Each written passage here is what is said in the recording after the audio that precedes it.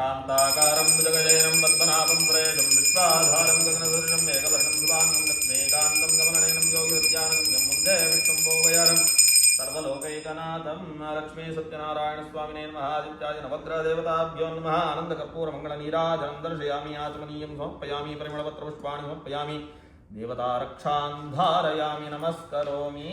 जय बोलो सत्यनारायण भगवान की जय। हर नमः पार्वती पतये हर हर महादेव। ओम यो वेदादोस्वर प्रोक्तो वेदान्ते प्रकृतिलीनस्य परस्य महेश्वरः वायुलक्ष्मी सत्यनारायण स्वामिने नमः आदित्यादि नवग्रहदेवताभ्यो नमः। वेदोक्तं पुष्पाञ्जलिं समर्पयामि अन्यथा शरणं नास्ति त्वमेव शरणं मम तस्मात् कारुण्यभावेन रक्ष रक्षो जनार्दन जगदीश्वरात्मप्रदक्षिणानमस्कारान् समर्पयामि।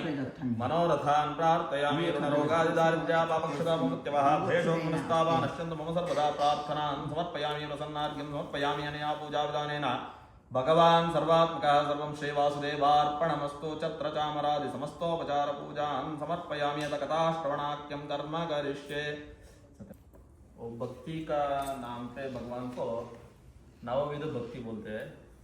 श्रवण कीर्तन वंदन दास्य सत्य आत्मनिवेदन करके नवविध का भक्ति है। उसका उसमें प्रथम भक्ति यही कि श्रवण मतलब सुनना। वो सुनना है, क्या सुनना है? भगवान का नाम सुनना है, भगवान का चरित्र सुनना है, भगवान का इतिहास वो पुराण वो तो सुनना है। सुनने का विशेष ब्रह्मनिधये वासिष्ठाय नमो नमः। अविकाराय शुद्धाय नित्याय परमात्मने सदैकरूपरूपाय विष्णवे सर्वजिष्णवे। श्री लक्ष्मी सत्यनारायण स्वामी व्रतकथा प्रथमोध्यायः। एक समय नैमिषारण्य तीर्थ में सौनकादि सभी ऋषियों तथा मुनियों ने पुराण शास्त्र के वेद श्री सूत जी महाराज से पूछा, महामुने, किस व्रत अथवा तपस्या से मनोवांछित फल प्राप्त होता है? उससे हम सब सुनना चाहते हैं, आप कहे। श्री सूत जी ने बोला, इसी प्रकार देवर्षि नारद जी के द्वारा भी पूछे। उसका जाने पर भगवान कमलापति ने उनसे जैसा कहा था आप लोग सावधान होकर सुने। एक समय योगी नारद जी लोगों कल्याण की कामना से विविध लोकों में भ्रमण करते हुए मर्त्य लोकों में आए और यहाँ उन्होंने आपके कर्म फल के अनुसार नाना योनियों में उत्पन्न सभी प्राणियों को अनेक प्रकार क्लेश दुख भोगते हुए देखा तथा किस उपाय से इनके दुखों का सुनिश्चित रूप से नाश हो सकता है, ऐसा मन में विचार करके वे विष्णुलोक गए। वहां चारों भुजों वाले और शंख चक्र गदा पद्म तथा वनमालियों से विभूषित शुक्ल वर्ण भगवान नारायण का दर्शन करा। उन देवादिदेव की वे स्तुति करने लगा।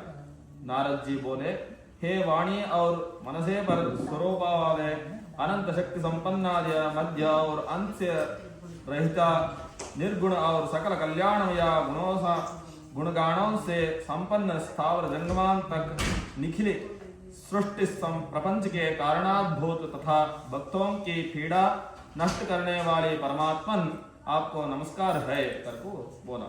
स्तुति सुनकर अनंतर भगवान श्री विष्णु ने नारद जी से कहा, महाभाग,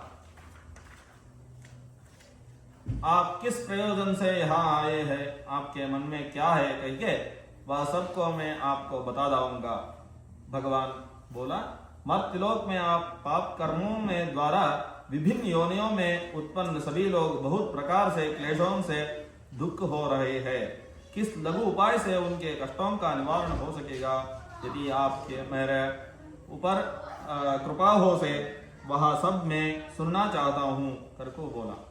उसने बताया, हे वत्सा, संसार के ऊपर अनुग्रह करने की इच्छा से आपने बहुत अच्छी बात पूछी है, जिसके करने से प्राणियों मोह से मुक्ति हो जाता है, उससे आपको बताता हूँ, सुने। हे वत्स, स्वर्ग और मर्त्यलोक में दुर्लभ एक महान पुण्यप्रद व्रत है। आपके स्नेह के कारण इस समय में उसे कहाँ रहूंगा। अच्छी प्रकार विधि विधान से भगवान सत्यनारायण का व्रत करते मनुष्य शीघ्र ही सुख प्राप्त कर परलोक में मोक्ष प्राप्त कर सकता है। भगवान की इसी ऐसी वाणी सुनकर नारद मुनि ने कहा, प्रभो, इस व्रत को करने का फल क्या है? इसका विधान क्या है? इस व्रत को किसने किया और कब से इससे करना चाहिए? यह सब विस्तार पूर्वक बताइए। करको भगवान कहा, यह सत्यनारायण व्रत दुख शोकादि समन करने वाली, धन धान्य की वृद्धि करने वाली, सौभाग्य और संतान देने वाली तथा सर्वत्र विजय प्रदान करने वाली है। किसी भी दिन भक्ति और श्रद्धा से सम्मिलित होकर मनुष्य ब्राह्मणों और बंधु बांधवों के सत्य धर्म में तत्पर होकर सायंकाल भगवान सत्यनारायण जी की पूजा करे। नैवेद्य के रूप में उत्तम कोटि की भोजनीय पदार्थों को सवाया मात्रा में भक्तिपूर्वक अर्पित करना चाहिए। केले का फल, घी, दूध, गेहूं का चूर्ण और गेहूं के चूर्ण के अभाव में साठी चावल का चूर्ण, शक्करिया, गुड़ या सब भक्ष सामग्री सावया मात्रा में कर निवेदित करनी चाहिए। बंधु बांधवों के साथ श्री सत्यनारायण भगवान की कथा सुनकर ब्राह्मणों को दक्षिणी देनी चाहिए। तदनंतर बंधु बांधवों के साथ भोजन करना चाहिए। भक्ति पूर्वक प्रसाद ग्रहण करके नृत्य गीत अधिक आयोजन करना चाहिए। तदनंतर भगवान सत्यनारायण का स्मरण करते हुए अपने घर जाना चाहिए। ऐसा करने से मनुष्यों की अभिलाषा अवश्य ही पूर्ण होती है। विशेष रूप से कलयुग में ये पृथ्वी लोकों में यह सबसे छोटा सा उपाय है। करको इस प्रकार प्रथमोध्याय समाप्त हुआ है। श्रवणानंतरम लक्ष्मी सत्यनारायण स्वामी नमः। प्रार्थनां समर्पयामि। धूपार्थे दीपार्थे अक्षतां समर्पयामि। हे विप्र, पृथ्वी पर जब भी कोई मनुष्य श्री सत्यनारायण का व्रत करेगा, उसी समय उसके समस्त दुख नष्ट हो जाएगा। हे ब्राह्मणों, इस प्रकार भगवान नारायण ने महात्मा नारद जी से जो कुछ कहा, मैंने वो सब आप लोगों से कह दिया। आगे अब और क्या कहूँ। हे मुने, इस पृथ्वी पर इस ब्राह्मण से सुने हुए इस व्रत को किसने किया, हम वो सब सुनना चाहते हैं। उस व्रत पर हमारी श्रद्धा हो रही है। तदंतर प्रसन्न हृदय होकर वो पके हुए केले का फल, शर्करा, घी, दूध और गेहूं का चूर्ण सवाया मात्रों में लेकर अपने घर गए। तत्पश्चात उसने अपने बांधवों को बुलाकर विधि विधान से भगवान श्री सत्यनारायण का व्रत किया। उस व्रत के प्रभाव से वो धन पुत्र से संपन्न हो गया और इस लोक में अनेक सुखों का उपभोग कर अंत में सत्यपुर वैकुंठ लोक चला गया। दूसरा अध्याय समाप्त हुआ। श्रीमन्नारायण भगवान की जय। लक्ष्मी सत्यनारायण स्वामी देवताभ्यो नमः। दीपदा श्रवणानन्तरं धूपार्थं दीपार्थं अक्षतां समर्पयामि। तृतीयोऽध्यायः। तीसरा अध्याय। श्री सूत जी बोले, श्रेष्ठ मुनियों, अब मैं पुनः आगे की कथा कहूँगा, आप लोग सुने। प्राचीन काल में उल्कामुख नाम का एक राजा था। वो जितेंद्रिय, सत्यवादी तथा अत्यंत बुद्धिमान था। वो विद्वान। इस प्रकार श्री स्कंद पुराण के अंतर्गत रेवा खंड में श्री सत्यनारायण व्रत कथा का यह 5वां अध्याय पूरा हुआ। श्रीमन्नारायण नारायण नारायण, लक्ष्मी नारायण नारायण नारायण, श्रीमन्नारायण नारायण नारायण, लक्ष्मी नारायण नारायण नारायण। श्रीमन्नारायण भगवान की जय। प्रथमोऽध्यायानन्तरं धूपार्थं दीपार्थं परिमलपुष्पाणि समर्पयामि। नाम पूजां च करिष्ये।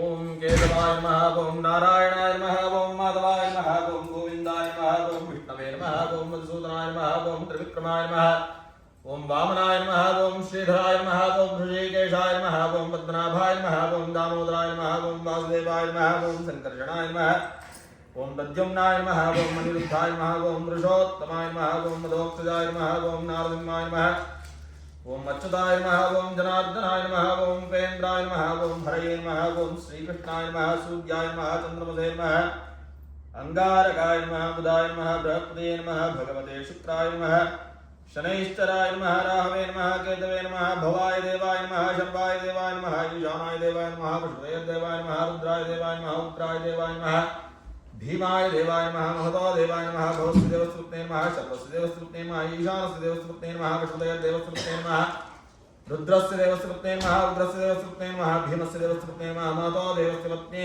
नमः आवाय परिवार देवताभ्यो नमः नाम पूजां समर्पयामि धूपमाग्रापयामि ओम वनस्पतिरसोदिभ्यो गन्धाढ्यो गन्धोत्तमः अग्रे सर्वदेवानां धूपो युक्तविक्रां धूरविदोर्गदोर्गं धूमदयोस्मान् धूमदिदं धूर्मयं धूर्वामस्तं देवानामसि दिव्यधूपमाग्रापयामि भवस्वः साक्षात् प्रत्यक्षं कृतेन प्रदर्शयामि अमृतमस्तु अमृतोपस्तरणमसि स्वाहा ओम प्राणाय स्वाहा अपानाय स्वाहा व्यानाय स्वाहा उदानाय स्वाहा समानाय स्वाहा ब्रह्मणे स्वाहा आवाय लक्ष्मी सत्यनारायण स्वामी देवताभ्यो नमः आदित्यात्मक रुद्र देवताभ्यो नमः आदित्यादि नवग्रह देवताभ्यो नमः महागणपतये नमः पुरतस्थापिता महानैवेद्यं लक्ष्यं मोक्षं चैत्यं श्री काश्मीरफलं नारिकेलखण्डद्वयं द्राक्षाफलं कदलीफलं नानाविध पंचफलानि निवेदयामि महानैवेद्यं निवेदयामि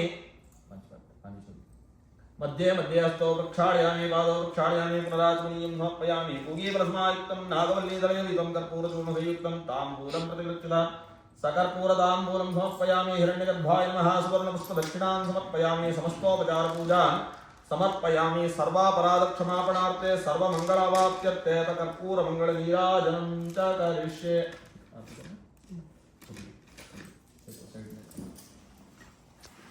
सभी करेगा तो महामंगल ओम सोमोवा ये नृत्यराज्यमादत्ते यो राजासन्धाज्यो भागो मे नयसते देवसुवा मेतानि हवीगुंसि भवन्ति एतावन्तो वै देवानागुं भवाः तयेवास्मै भवान् प्रयच्छन्ति तयेनं पुनस्त्वन्ते राज्याय देवगो राजा भवति मेघश्चामं पीतभूषयवासं देवस्ताङ्गं कौस्तुभोद्भासिताङ्गं पुण्योपेदं पुण्डरीकायदाक्षं विष्णुं वन्दे सर्वलोकैकनाथं नमः सूर्याय चन्द्राय मङ्गलाय बुधाय च गुरुशुक्रशनिभ्यश्च राहवे केतवे नमः वक्रतुण्डमहाकाय कोटिसूर्यसमप्रभ निर्विघ्नं कुरु मे देव सर्वकार्येषु सर्वदा आवाय लक्ष्मी सत्यनारायण देवताभ्यो नमः आदित्यादि नवग्रह देवताभ्यो नमः महागणपतये नमः आनन्दकर्पूरमङ्गल नीराजनं दर्शयामि आचमनीयं समर्पयामि परिमलपत्रपुष्पाणि समर्पयामि